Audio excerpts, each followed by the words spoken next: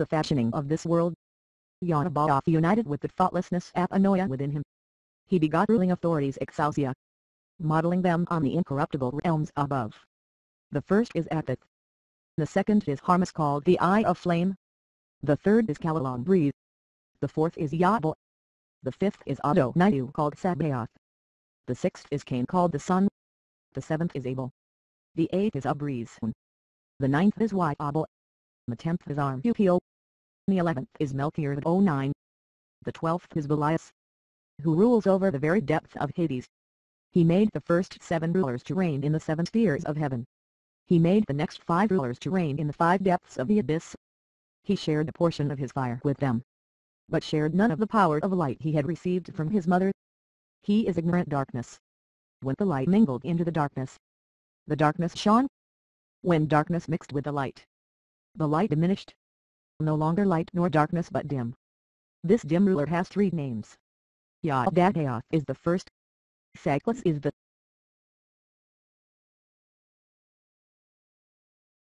second. Sagmael is the third. He is blasphemous through his thoughtlessness.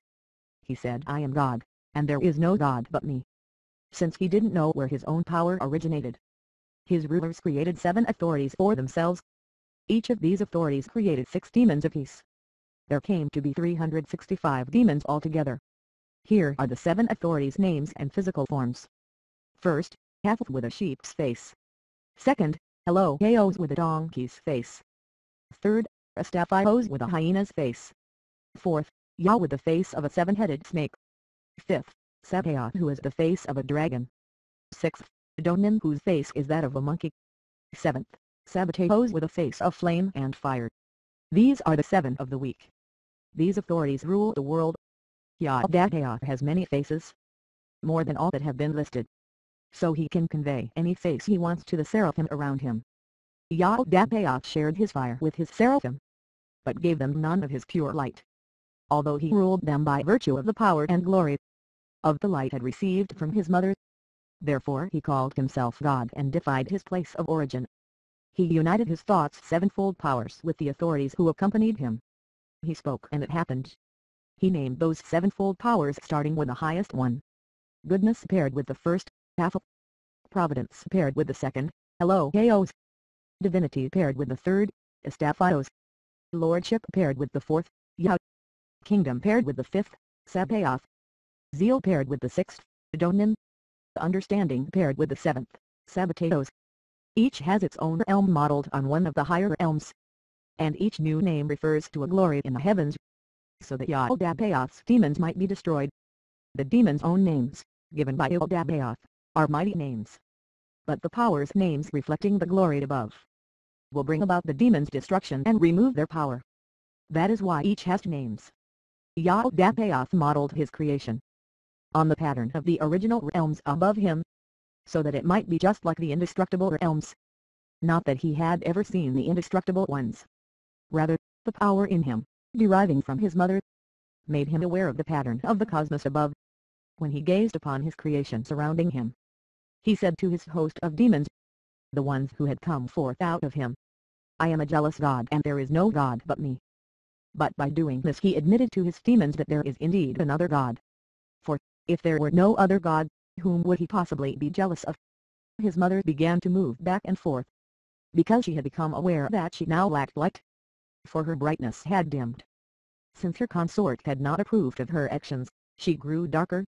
I said, Master, what does it mean she moved back and forth? He laughed, saying, it's not as Moses said upon the waters. Not at all. When she saw the evil that had taken place and the theft of light that her son had committed, she repented. In the darkness of ignorance, she began to forget. She began to be ashamed. But she could not yet return above. Yet she began to move. And so she moved back and forth. The arrogant one removed power from his mother, for he was ignorant. He thought no one existed except for his mother. He saw the host of demons he had created, and he elevated himself above them. But when the mother realized that miscarriage was so imperfect, she came to realize that her consort had not approved. She repented and wept furiously. All of the divine realms Pleroma heard her repentant prayer. They sought blessing for her from the invisible Virgin Spirit. The Spirit consented. He poured the Holy Spirit over her, brought forth from the whole full realm. Her consort did not come down to her on his own, but he came through the whole full realm to restore her to her original condition. She was elevated above her son, but she was not restored to her own original realm. She would remain in the ninth sphere until she was fully restored. Humanity begins. Then came the voice from the highest realms saying, "The man exists, and the Son of Man." Yaldabaoth, chief ruler, heard it. He thought it came from his mother. He did not know the true source of the voice. The Holy Mother Father, perfect providence, image of the invisible, Father of everything, in whom everything has come to be. The first man. This is the one who appeared to them. He appeared in the form of a human being. All of the realm of the chief ruler quaked. The foundations of the abyss moved. He illuminated the waters above the world of matter. His image shone in those waters. All the demons and the first ruler together gazed up toward the underside of the newly shining waters. Through that light they saw the image in the waters. Yaldabaoth said to his subordinate demons, "Let's create a man according to the image of God, and our own likeness, so that his image will illuminate us." Each one through another's power created aspects of the man. Each added the characteristic corresponding to the psychic factors they had seen in the image above them. They made a creature of substance, in the likeness of that perfect first man. And they said, "Let us call him Adam, so that his name will give us the power of light." Construction of the human body. The seven powers began to work. Goodness made the psyche of bone. Providence made the psyche of sinew. Divinity made a psyche of flesh. Lordship made a psyche of marrow. Kingdom made a psyche of blood. Zeal made a psyche of skin.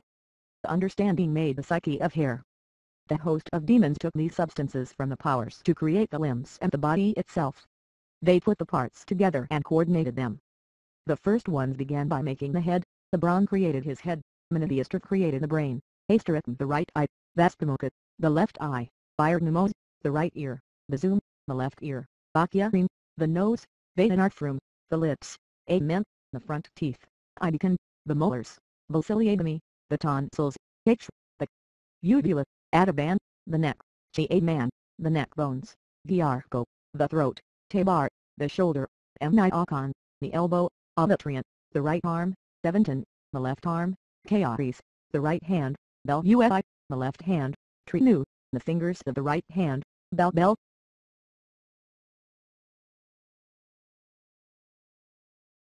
the fingers of the left hand, Crimen, fingernails, Astrops, the right breast, Barath, the left breast, Vadum, the right shoulder joint, Araram, the left shoulder joint, Archie, the belly, Fave, the navel, Sanatham, the abdomen, Rakherthapi, the right ribs, Zabrado, the left ribs, Areas, the right hip, Panouth, the left hip, Abinlanarchi, the marrow, Naumanan, the skeleton, Jezla, the stomach, Agromana, the heart, Ano, the lungs, Sostrupal, the liver, Anthemalar, the spleen, the pithro, the intestines, Biblo, the kidneys, Rotor, the sinews, Taphrio, the spine, Ipiosphoba, the veins, Bindran, the arteries, Adomenciphi, respiration, Ampholia, the flesh, Beduk, the right buttock, Barabii, the penis, Philo, the testicles, Sorma, the genitals, Gormokich labor, the right thigh, the breath, the left thigh, Piesarum, the kidneys of the right leg, Asaclis, the left kidney, Dormoth, the right leg, Emenon, the left leg, Neeks, the right shin, Tupilon, the left shin, Achil, the right knee, Panine, the left knee, Phyothrome, the right foot, Bobel, its toes, tread count, the left foot, thickness, its toes, Miami, the toenails. And those who were appointed over all of these are Zephyr, Pharmas, Calalong, Diadel, Sabaoth, Cain, Abel. The energizing powers in the limbs were divided among the head made by Dilite Madraza, the neck by Yanix, the right shoulder Yakud, the left shoulder Verton, the right hand Udidi, the left Arbeo, the fingers of the right hand Lampnote, the fingers of the left hand Lee Cathar, the right breast Barber, the left breast Hyme, the chest Pisandri Aptes, the right shoulder joint Code, the left shoulder joint Older, the right ribs Aspix 6, the left ribs Zanok Chount, the abdomen Baruf, the womb Sagalo, the right thigh Charchard, the left thigh Shvan, the genitals Bapanoth, the right leg Shuk, the left leg Charka, the right shin Arrow, the left shin Toishtal, the right knee Aodel, the left knee Karatha, the right foot Bastan, its toes Archantecta, the left foot Marathonanth, its toes Abrahna. 7 governed the whole body. Michael, Uriel, As Menidas, Sophicidel, Armarium, Ricrum, Hamiorps. The one who governs perceptions, Arcandectic. The one who governs reception, Dta Charbathis. The one who governs imagination, Umoth. The one who governs integration, Ikiarum. The one who governs impulse, Ryaram Nachos. There is a fourfold source of the bodily demons. Hot, cold, dry, wet. Matter is the mother of them all. Ruler of hot, Phloxific. Ruler of cold, Orotos. Ruler of dry, Aramako. Ruler of wet, Paphiro. Their mother stands among them, O Northocrasia. She is unlimited. She mixes with all of them. She is matter. And they are nourished by her. The 4 chief demons are Ephememphi, associated with pleasure. Yoko, associated with desire. Nanantopranite, associated with distress. Blahomet, associated with fear. Their mother is Estes Zauchapipirto. Out from these 4 demons come passions. From distress arises envy, jealousy, grief, vexation, discord, cruelty, worry, mourning. From pleasure comes much evil and unmerited pride, and so forth. From desire comes anger, fury, bitterness, outrage, dissatisfaction, and so forth. From fear emerges horror, flattery, suffering, and shame. Their thought and truth is in ego, the ruler of the material soul. It belongs with the 7 senses, Aesthesis Zauchapipirto. This is the total number of the demons, 365. They worked together to complete, part by part, the psychical and the material body. There are even more of them in charge of other passions that I didn't tell you about. If you want to know about them, you will find the information in the Book of Zoroaster. All of Yaldabaoth's servants and his demons worked to finish the psychic body. For a very long time it lay inanimate. It did not move. Yaldabaoth's mother wanted to take back the power. She had turned over to the chief ruler. She earnestly asked the most merciful, the mother-father of everything, for help. Yaldabaoth deceived.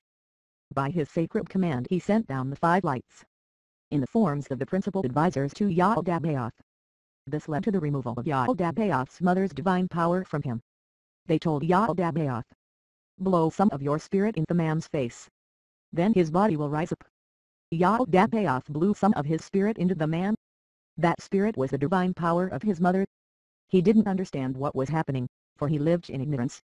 His mother's divine power left Yaldabaoth. It entered the psychic human body, modeled on the primordial image. The human body moved. It grew powerful. It shone. Yaldabaoth's demonic forces envied the man. Through their united efforts he had come into being. They had given their power to him. His understanding was far greater than that of those who had created him, and greater than that of the chief ruler himself. When they realized that he shone with light, and could think better than they could, and was naked of evil, they took him and cast him down into the lowest depths of the material world.